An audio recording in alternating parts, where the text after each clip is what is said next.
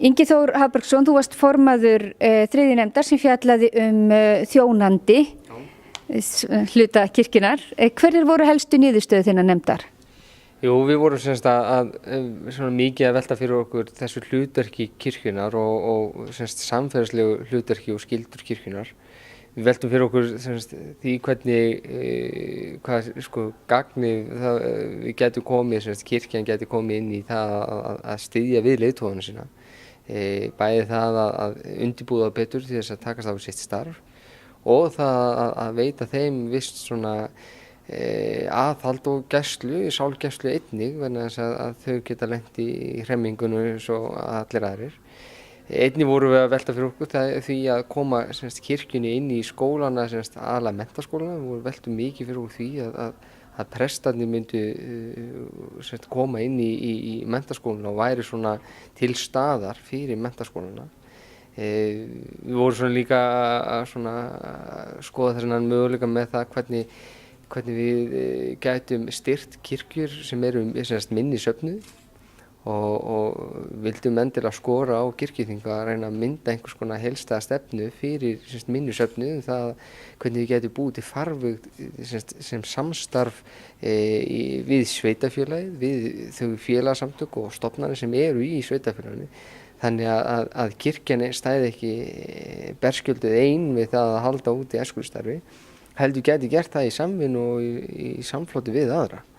Og okkur fannst þetta mjög mikilvægur þáttur í því að styðja við söfnuðu út á landi.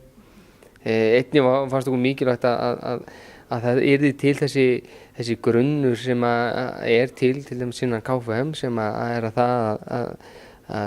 geta fengið efni og annað slíkt. Efnisveita þjóðkirkjunnar mjög öflug og það þarf að efla hana enn frekar.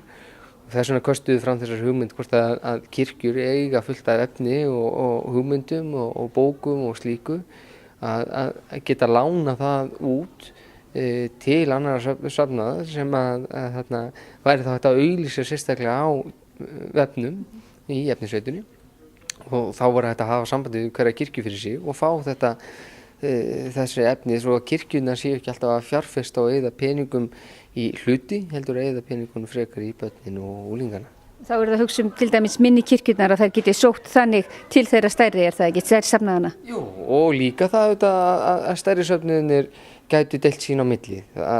Það eru ýmislegt sem að söfnuðirnir hafa komið sér upp með.